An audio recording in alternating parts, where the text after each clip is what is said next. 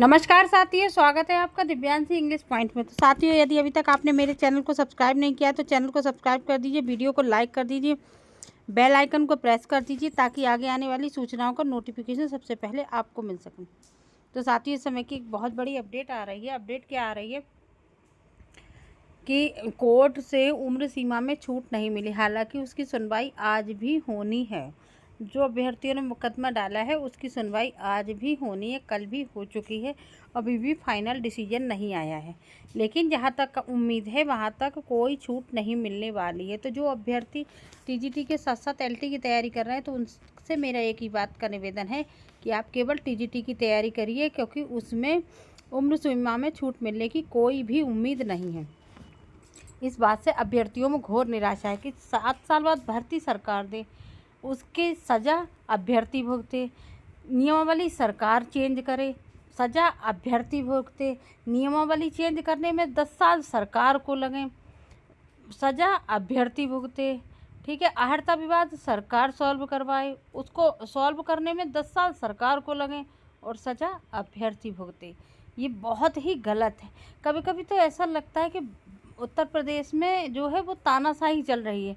कहीं कोई नियमावली, कोई नियम कुछ है ही नहीं। मतलब कभी भी कुछ भी आ जाता है, कोई वैकेंसी आ जाती है, कहीं भी उम्र सीमा में छूट, और बेचारे अभ्यर्थी जगह जगह गिड़गिड़ाते रह जाते हैं, मांगते रह जाते हैं और उनकी कोई सुनने वाला नहीं होता है। तो मैं लोगों से यही कहूँगी कि उम्मीद यही है कि उम्र सीमा में कोई छूट नहीं मिलेगी, इसलिए आप अपनी तैयारी का रुख टीजीटी की तरफ रखिएगा, जिसका पेपर दिसंबर में होने वाला है। और जिनका टीजीटी पीजीटी दोनों है तो वो अगर एलटी ग्रेड की तैयारी करना चाहते तो उससे अच्छा है वो पीजीटी की तैयारी करें। कहीं ना कहीं उनको सफलता ज़रूर मिलेगी। कोई भी जॉब कम या ज़्यादा नहीं होती है, लेकिन मेहनत करिए तो आपको सफलता अवश्य मिलेगी।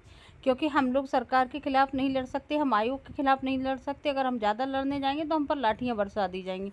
इससे अच्छा है कि आप अपना दूर रहें। दूसरी बात, अब एक बात और भी आई दिमाग में, तो बोल दिया मैंने कि पैट परीक्षा को लेकर जो जिनका पैट का सेंटर बहुत बहुत दूर बनाए गए हैं, तो उन अभ्यर्थियों से मैं यही कहूँगी, पहले ये पता कर लें कि सेंटर कहाँ कहाँ जा सकते हैं, मतलब कहाँ कहाँ हैं और वहाँ की स्थिति कैसी है। अगर वहाँ पे कोई मिलने वाला, कोई दोस्त, कोई रिश्तेदार है तो उससे पता कर लीजिए, वरना आजकल यूट्यूब का ज़माना है, सब कुछ पता किया जा सकता है कि वहाँ पर कितना जाम रहता है और कितना वो है। तो समय से काफ़ी पहले पहुँचे, क्योंकि जब आरओ की परीक्षा हुई थी तो इसी धरने के चलते, इसी भीड़ के चलते अभ्यर्थी समय से नहीं पहुंच पाए थे। इतनी दूर आप सेंटर डालते फिर भी चीटिंग हो जाती है। अगर चीटिंग नहीं होगी तो अपने ज़िले में भी नहीं होगी, हो जाएगी तो बाहर भी नहीं होगी। खैर, ये कोई बात नहीं है। जो भी चल रहा है उत्तर प्रदेश में अभ्यर्थियों को लेकर, विद्यार्थियों के साथ, वो अच्छा नहीं चल रहा है। और उम्र सीमा की छूट से अभ्यर्थी नाराज़ हुए हैं काफ़ी ज़्यादा। इतनी सारी भर्तियां पहले से तो दी नहीं, अरे सब दे देते थोड़ी थोड़ी करके। 2022 से अब तक कुछ भी नहीं हो पाया। और टीजीटी पीजीटी की जो डेट लगी हुई है उसमें भी परीक्षा ये करा दे, समय से करा दे, तो भी पीजीटी को अभी तक इन्हें परीक्षा केंद्र नहीं मिले हैं। पता नहीं कैसे काम हो रहा है, अधियाचन नहीं मिले हैं। मतलब कुछ काम होता ही नहीं है, कुछ काम होता ही नहीं। शिक्षक बनने के बाद तो सबके चक्षु जागृत हो जाते हैं कि अरे विद्यालय में शिक्षक पढ़ाते नहीं, सोते हैं, ये करते। चलो शिक्षक का तो मान लिया वो विद्यालय में सो जाते, पढ़ाते नहीं, पर आप लोग क्या करते हैं आयोग में बैठकर?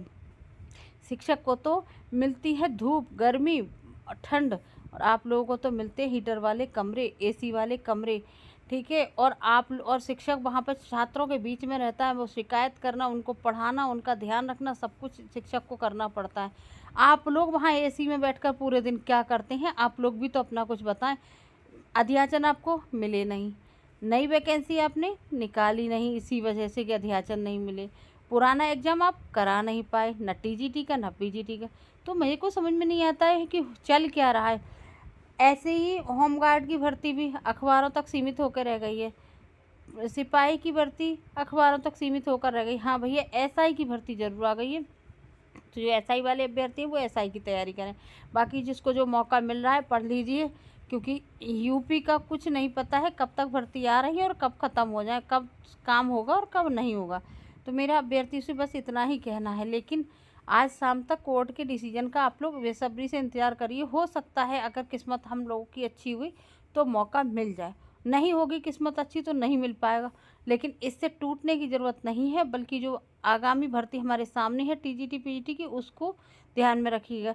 और अभी टीजीटी पीजीटी में उम्र सीमा लगेगी या नहीं लगेगी ये कहा नहीं जा सकता, क्योंकि इनका कोई भरोसा नहीं है। ये कह रहा है हम एलटी के आधार पर ही करेंगे, जैसे एलटी में प्री और मेंस होता है वैसे टीजीटी पीजीटी प्री मेंस करेंगे, तो फिर उम्र सीमा में भी वहीं पर नियम लगा देंगे।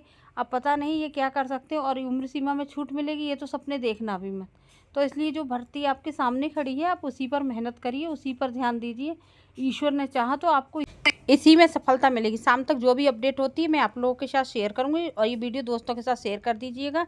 अगली वीडियो मिलते एक जानकारी के साथ, तब तक के लिए नमस्कार साथ।